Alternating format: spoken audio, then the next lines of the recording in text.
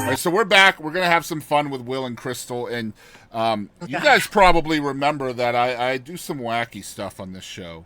And so I still do. It's nothing like asking T.G. Shepherd where squirrels go during a hurricane, right?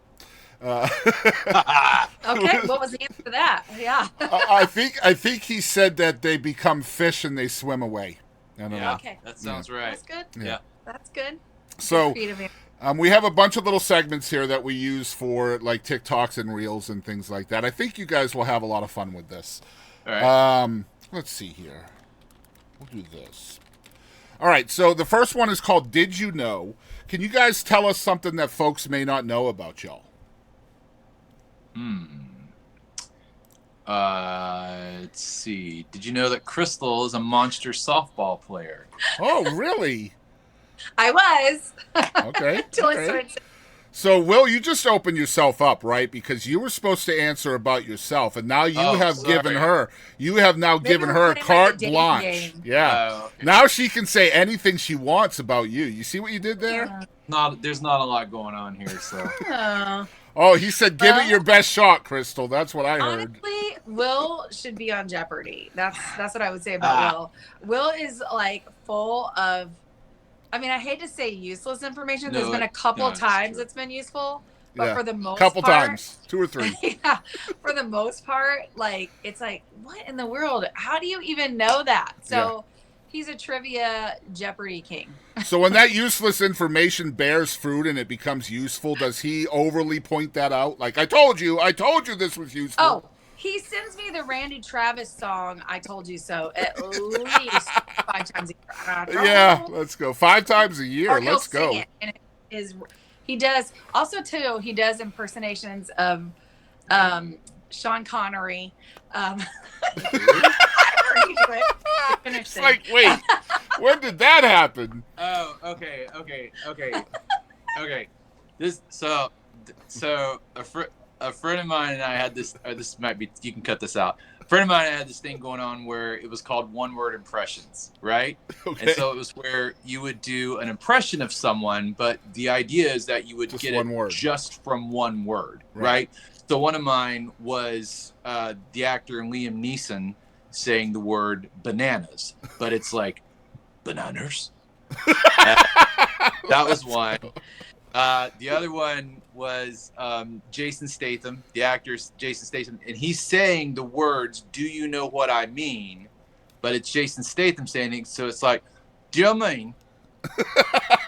One word. So the Exactly. Sean Connery thing was Sean Connery ordering at Burger King. I haven't done this in a long time. Sean Connery at Burger King, he just kind of goes, "Whopper Jr." That's it. There was a lot more in there. But There's no way that's getting cut out. All right. Next one's called Mount Rushmore. So Mount Rushmore has 4 presidents on it. Some say the 4 best presidents ever. Who would you guys put on your Mount Rushmore of songwriters? Ooh. And you each can choose 4. On the day you asked me, but I think for me, the Hank Williams, the senior, is number 1. I wish I could put him on every slot. Like he is just him, Willie Nelson, Dolly Parton. I mean, just all those country writers like that. And I don't know, I want to think about, gosh, that's so much pressure because I have so many. So you got one more. So you got Dolly, Willie, and Hank. Who's 4th? We'll give you his while I think about that one. Sure. Go ahead, Will. Different faces are. So I would Dolly for sure. There's no question. Willie for sure, no question. Hank Senior's a great one, but I would swap him out with Jimmy Rogers. Okay. The kind of granddaddy. I'm an '80s kid, so Diane Warren. You know, who wrote all the old. Great. You know, great one. Yeah. Yeah, Diane Warren, and that's 4. That's 4. You got 4. There was 4? Yeah, so that's Okay, Willie, Dolly, Jimmy Rogers, and Diane Warren. Dude, what a foursome. See, you're better at math than I'll ever be, so I'm in I great shape. cannot even think of his last name right. Well, okay. See, I can't. Like, I love her, but there's also a guy that writes the most tastiest old like '90s country songs. the song "Remembers When." Hugh Presswood. I know. Oh. I was gonna say it because I don't want to put him on there because I can't decide. This is preconceptual. Okay. So. All right. So I love Hugh Presswood, but also Mary Gaucher. Have you ever listened to her? Oh my God, I love Mary Gaucher. I love her so much. Yeah, she would be I up there just too. feel like Oof, that's tough. she's Oh a my rock gosh. star and a legend, and not everybody knows about her. And They need to, for sure. They need to know about her. She should be the fifth head for mine. Yeah. She should be the Can we add added. another head? The National Parks gets a grant, and they put a fifth head on Rushmore. That's right. She's gonna put Yeah. that on mine. Good But stuff. I love honestly, it. just the way, and oh gosh, and Shel Silverstein. So see that last person, it was like, because Shel Silverstein, people know about his poetry, but he also wrote songs great as well. He songwriter. was really well known Mm-hmm. amongst the country songwriting community, and he wrote "A Boy Named Sue." Mm-hmm. You know, and I just love all three of those. Are probably my top, but I have a hard time figuring out which. Of course, it's not supposed to be easy. Yeah. Ugh, I guess the rest of them, they could be all the presidents hard. that you get at the gift shop at the basement right. outright. That's but right. if I Yep. had to pick, I would say let's put Mary on there because Mary. So who's coming down then? Well, I had Hank. I Hank, had Willie, Dr. Dolly, and Mary? and Yeah. Mary, and then I had one more. You said Hank, Willie, Dolly, Mary. Hank, Willie, Dolly, Mary. Yeah, Okay. All right. I would just. All right. That's almost a sentence. Hank, It is. Willie, Dolly, Mary. That sounds like a song my right favorite there. song. There you go. Make a song out of that. There you go. All right. Next one is called What the Heck? This is 5 rapid questions, and you guys just give me the first thing that Oh my pops gosh, into your I brain. hate these kind of things. Okay, I'm getting All right. nervous. Number 1 is you are alive in the 1920s, and you run into a time traveler with a smartphone. And then a Nickelback ringtone comes on. What's your reaction? Okay, wait. Say that again. All right, so you guys are alive in 1920, Okay. and you run into a time traveler, and the time traveler has a smartphone with it, and a Nickelback ringtone comes on. What's your reaction? Which photograph am I looking at? I love it. Good night, everybody. I'm here twice a week. All right, number 2. All right, Oh my I'm going to have you guys answer this for the opposite person. So, Crystal, you're answering for Will. Will, you're answering for Crystal. Oh, I'm sorry. I screwed it up. I'm sorry. No. For this question only, you're answering for the. Okay, all right. So, what do you think the other one could break the world record at? I feel like Will should answer this. For you, Yes. watermelon seed spitting. Oh my gosh. I was a softball player. I can spit. Like No question.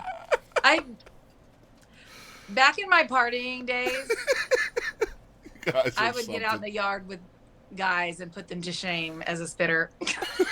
Let's That go. sounds terrible. Watermelon spitting, seed spitting. She's Yes. called Guinness. All right. What Thank about you. Will? You have to do me. Oh, okay. For Will, Yeah. I mean, I have to go back to the useless information. Like I'd put him up against anybody. All right. Yeah. Number 3. On a scale from 1 to 10, how intolerable do you find baby pictures on social media? Oh. Hmm. I Depends on if the baby's cute or not. You don't get a depends here. Oh, It's, sorry. It's I didn't 1 to get 10. yeah, it's like I'm sure they're cuter in person. I'm sure.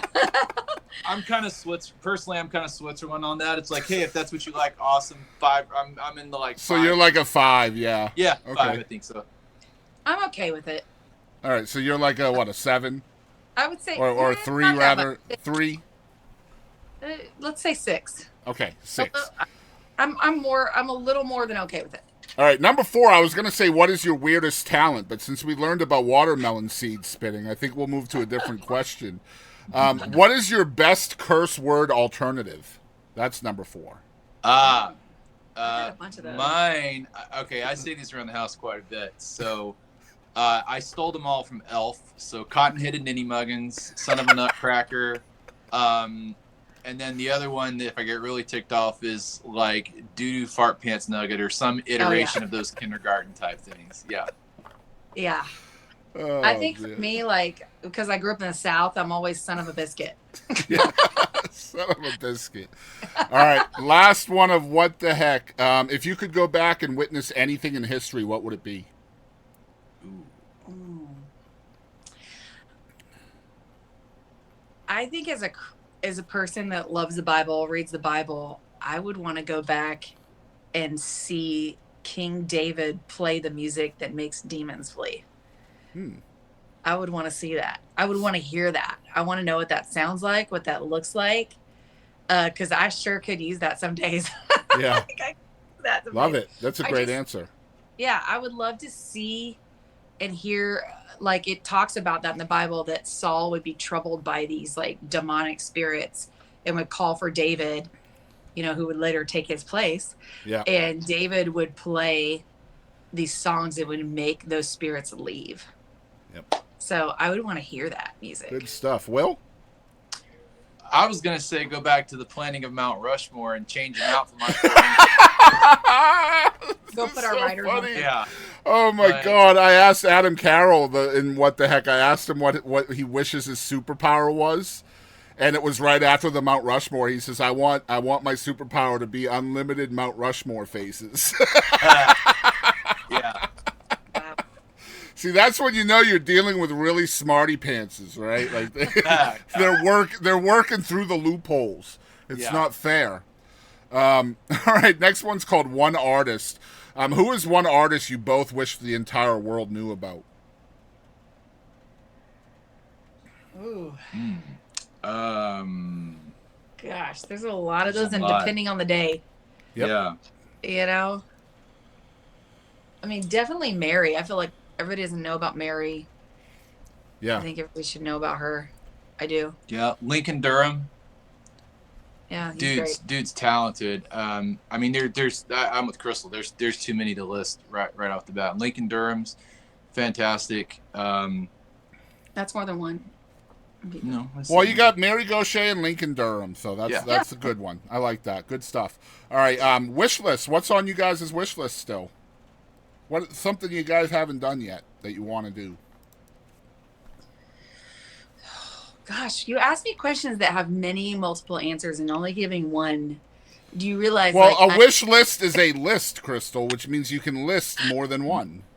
I really want to go do a tour in Ireland and go sing and meet more of the Irish people. I love them so much. We've been to Ireland twice, and I got to meet an old songwriter there that is insanely amazing. And he picked us up from Kilkenny. He wrote. Oh my gosh, why is my mind? Mick Hanley. Mick Hanley wrote "Past the Point of Rescue," which was Hal Ketchum's big breakout song back in the 90s. The absolute ridiculously kindest dude ever, and just like sit down and have a pint with you kind of guy. No pretension whatsoever. I love that you guys just happened to meet somebody like that. That's amazing. Yeah, we had actually been messaging back and forth quite a bit on Facebook back. In COVID, he had wanted Crystal to sing on something, and then she got COVID and just never worked out. But we were going to come see a show of his the first time we went there, and then the planes got delayed and everything. And so we were like, okay, doggone it, this second time, I'm going to come hunt you down, or you're going to hunt us down. We were like, absolutely. So we kind of met up after that. Awesome. But we both of us love Ireland, the Irish people, gosh. the culture, the history that's there. It's just ridiculous. So that's on my list for sure. They're literally the most fun. They make me think of like the Southerners of the European, place. Mm-hmm. Like they're like, I don't know what it is about them. You literally, like, anywhere you walk, anywhere you go, and I'm like, hey, how's it going? Like they're just and I don't know super open. They're friendly, if they're just having a good time. Yeah. Like they're just having a good time in life. And they probably all have 8 or 9 pints in them, to be fair, right? So probably so. Yeah. Oh gosh. You just never know. I enjoy them. I want to set up a tour, and Mick kind of talked about it. He's like, oh, let me know if you come over. There's a few places I'd love to get you in to sing. And I was just like, oh my gosh. So I want to do that. That's on my list. I love it. All right. So what is the biggest lesson you guys have both learned directly from music? For me, it's the old thing that you're taught, and until you actually do it, but it's the space. It's you've always heard the adage of a good jazz musician knows when not to play, and that's true of any musician, but it's also true of any like good, performer or artist or singer, is learning to just be okay with the space and silence. I think a lot of music can be super overproduced, and so where it's just like this sonic multi assault of everything, just because the producer or the musician or the artist or whoever's getting bored, and they just want to like pummel you with all these different things and lyric ideas and stuff. And I personally had to learn, and I've absolutely put myself in that boat, been guilty of that a million times. So for me, it's kind of like been learning to just let space happen, let a moment hang, let a lyric hang, let the vocal run hang, let, just the echo of someone's voice just be pretty and beautiful. Yeah. So kind of learning to reckon with space and music and performing has always been, that's been a lesson. And I don't know if learned is the exact past tense verb to use. It's something I'm constantly, working on. I love that, man. Steve Dorff told me he wrote scores and scores of movie stuff, and wrote I Cross My Heart for George Strait and a bunch of other songs. But he told me the most profound thing he ever wrote into a movie score was silence. Yep, I believe it. I was like, oh my gosh, man. Wow, it's tough to do. I feel like for me, music and songwriting has really truly taught me this fine line between confidence and humility. Like, you're either being humbled by music or you're either gaining confidence. And it's taught me this line of taking the moments that are truly humbling and experiencing them, even though you don't want to, because it makes you a better person, but also taking the moments as well that build you up. And it's both. It's this equal distribution of being humbled, but also having the bravery and confidence to step out. Yeah. So it's a dance. It's like they're dancing partners in music. Isn't it crazy how each of those things feeds our inner voice in different ways too? Right? Absolutely. Yeah. And I think that with a lot of therapy have helped me learn how the inner critic works, and just learning to turn it off when it needs to be turned off, and learning to let it speak for a moment, but not go where you get yourself in a spiral and go too far down, because a lot of artsy feely people, you can get into this going down spiral, and you really have to protect against that. I think for anybody, it's not just artists, and you're going to have failing moments and you're going to have moments of success. But mostly in music, I think you have more failing moments and more rejection probably than you do successes, and we've gotten to have some successful moments and awesome moments, but it's like neither one of those things define you. It's more about, learning that you do what you do because you love it. And for me, because I love people and I love community. I love that. It's like if you think of it like a tug of war rope, right? You got that flag in the middle, and whenever the flag gets to one side or the other, that's the winner, right? Yep. Well, as a person, you have to be okay with wherever that flag is at any given time, right? Because sometimes your ego will pull it so far this way, and then other times your humility will pull it all the way over here. You just have to be okay with wherever the flag is. And yes, it's a good way of putting it. And you have to learn that you are in control of the thermostat sometimes. Yeah, that's right. You really do. And how much what you let in and how you let that in and how you filter that. Like, I had this one songwriter, she's written like, I Guess You Had to Be There for Lori Morgan and some other hits. And she gave me the most amazing advice. Her name is Barbara Ployd. And she said, there's no such thing as negative criticism. There's only feedback if you take it that way. And that really helped me as a young writer to understand rejection is not this permanent stamp on you, but also success is not the permanent stamp on you. It's all just information to go into and cultivate you as a writer and as an artist. And everything's free flowing. It's always going to be free flowing. Nothing is solid in that kind of stuff. When it comes to, especially mentally, emotionally, nothing is black and white, right? Right. Next one's called Moment of Gravity. I have a feeling I may know Crystal's answer. We'll find out. Moment of Gravity is basically, I feel like as we grow older, we know who we are. You guys are artists. You guys are followers of Christ, things like that. You guys can kind of, or all of us can kind of look back in time at that one moment in time when our path kind of led us to where we are today. Do you remember what that event was that kind of led you where you are today?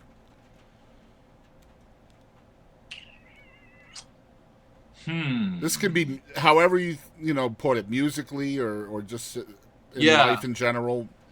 I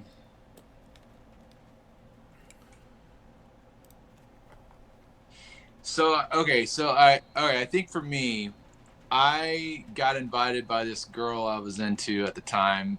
This is a long time ago. This is when I was in high school. Wasn't me. It wasn't her. No. She invited me to go to this Christian music festival in Atlanta, Georgia. And I, like I said, grew up in church. I didn't know Christian music existed outside of like hymns and cantatas and stuff, because that's all I had ever heard. And so she was like, yeah, we're going to go see this concert and all these people and singing and stuff. I was like, cool. It's at Six Flags over Georgia. Whatever music thing, cool. But I'm going to go like ride rides and stuff, and we're going to hang out, right, and stuff. And obviously that one didn't work out. But what happened was I got to this concert, and it was just opened up this whole other world for me. And I was like, oh, you can actually sing like decent sounding music, and it's about Christ and life and stuff like that. And so it was really kind of like an eye-opening moment for me. And I remember sitting in the second row of this concert, and the guy performing that night, I've actually gotten to meet a couple times since then, is Stephen Curtis Chapman, and he's written tons and tons of songs. Super nice guy. But I just remember sitting in the second row, sitting there thinking like, wow, all these people behind me, these 50,000 folks on the side of this hill in Georgia, like they're all excited about this, and this is like the first time I've ever experienced it. And so it really just kind of brought me to this place of like, oh, there's this whole other world out there that I don't really know anything about. And so that's probably one of the key moments in my life for sure that kind of really kickstarted me into kind of where we are now. Yeah, that's probably one for sure. I like that. Crystal? Well, I mean, there is that defining moment for me that I talked about earlier, but I'll honestly just go into my first kind of real Grand Ole Opry experience. That was so defining cool for me as a little girl. I experienced just this electricity and that thing that you can't quite touch, in my heart. And it really opened me up to music, and I saw all these great writers and performers. And then I remember when I was there, I think I was like 5 or 6 years old. I still can just, it's almost like looking back through watery glass. But I remember sitting in this, I was so cold. And, I'm so young. And this little old lady next to us had a shawl, and she said, can I pick her up, and wrap her up? And she just picked me up, and she wrapped this shawl around me and held me. And I listened to this music, and I had this experience that felt like we were all just family in this room, all laughing at the same time, people crying, people having this experience with these different singer-songwriters that performed that night, and it feeling this chemistry between us as an audience and the person who's performing. And like, it really did kind of capture me.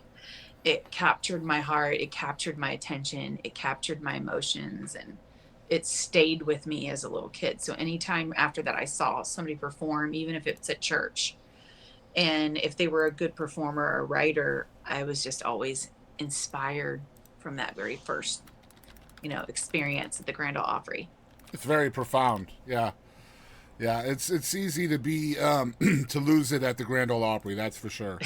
Oh yeah. I think we all remember our first time, right? Like, just since we're telling stories, the first time I ever went to the Grand Ole Opry, it was a present from my dad, who had never been there.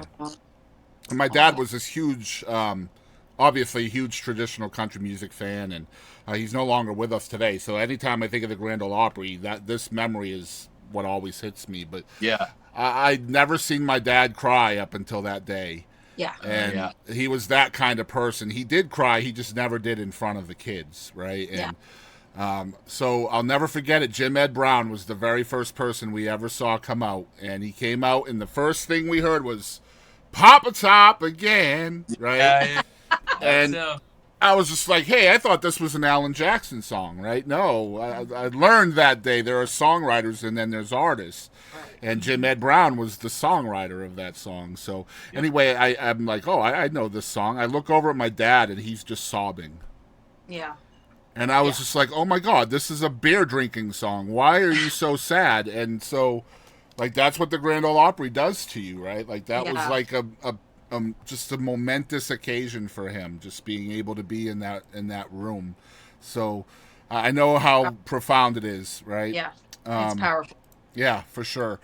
So next one is, this leads right to this. This is called Grateful. What are the 3 things that you both are the most grateful for? Well, I'll tell you one thing, really. One, and this might sound a little trite or whatever, but it's actually just being alive. We haven't talked about this publicly a whole lot. Last February, we were involved in a car accident, and literally, we should not be here talking to you. We were in the north part of Houston. We were going 75, and a drunk driver rear-ended us, and the cops said this dude was going probably 130 miles an hour.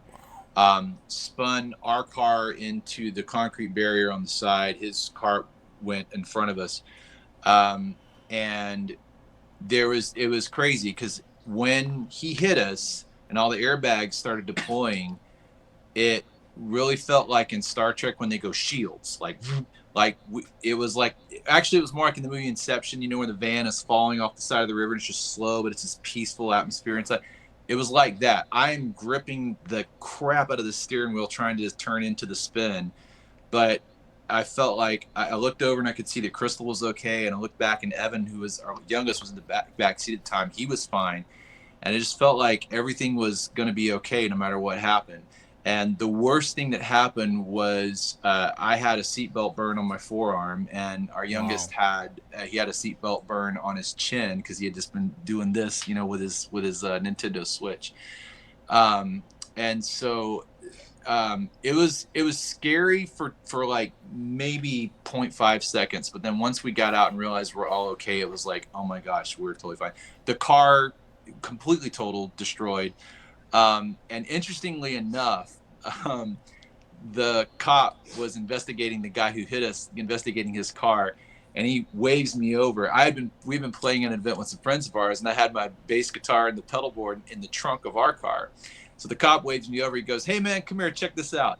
And underneath that guy's front bumper was my pedal board from the trunk of our car, and it was totally fine. Bass and pedal board and everything was totally fine. Didn't mess with it at all. But that's really, things like that, it makes you take everything into perspective. And so we were just grateful to actually be standing up and no serious long-term injuries or anything like that, and all the insurance with the car and everything worked out. So that will change your perspective on how fleeting and everything life can be in a point in time. So that I think post accident gratitude is a very, very, very real thing, as many other people who are hearing this have been in a bad car accident can probably testify to. Yeah. So is that 1, 2, and 3? Oh, 3 things. Topo Chico and then sweet tea. No, I'm kidding. That's probably, let's see, 3 things. Once you go and I'll think of other 2. Well, I love, I'm just grateful for grace, and not just the grace from people, mercy from people, because we all make mistakes, and the grace of God and the mercy of God. I just love, that in life when people are gracious and we can walk through something as friends or couples and then let things go and move forward. I love that about life. I'm grateful for that. I'm also really grateful for Will because, he keeps things grounded. As we can see, I'm kind of a gypsy of a person. Yep. I got a gypsy heart for sure. And, I'm so thankful for my two boys, and they challenge me. They keep me honest. They keep me on my toes. And so Grace, Will, and the boys. Yeah. Yeah. Two more for you, Will. Yeah, I just say family and safety and healthy of our family is I love it. Really, yeah. All right, last question might be the hardest one for y'all to answer. This is called "Who do you think you are?" Who is Crystal Yates and who is Will Yates? Oh, do you want us to answer for each other? That might. No, I think you should answer for yourself on this one. All right. Yeah. Dang it. Nice try, though. Yeah. Gosh, that's such a. I always just say, I feel like I tell people at the end of the day, songwriter, mother, all those things. But at the end of the day, I really, really desire to communicate with people. I feel like I love relationships. So I'm very relational person. And that comes through songwriting, that comes through mothering, that comes through being a wife, that comes through friendships. I'm a relational person. I'm all in. And sometimes that gets me hurt, so Yeah, I'm of course all it does. in kind of person. And relationally I'm all in. And that has to do with songwriting as well. Like Yep. it comes from, it's born out of relationships for me. So Will? I think for me, I'm just like, I'm an amalgam of all different sorts of life experiences and musical influences and things like that. So to Crystal's earlier point, the reason that I know that Megawati Soekarno Putri was the prime minister of Indonesia in the 90s is because it's all of these things that are just kind of conglomerated together. So I'm just grateful to be where I'm at now and just having the experiences that we've had together and knowing the people like you, not blowing smoke or anything, but seriously, people like you along the way is what makes the journey worthwhile. We've met so many incredible people, seen so many incredible stories, and just it's really amazing just the fabric that gets woven together just from like our experiences. And so to me, what makes the humanity great is all of everyone's stories just kind of all woven together. And so the fact that we get to be a part of just a little single thread of that is just super incredible to me. Yeah, it's awesome. I love it. Yeah, and it's so true.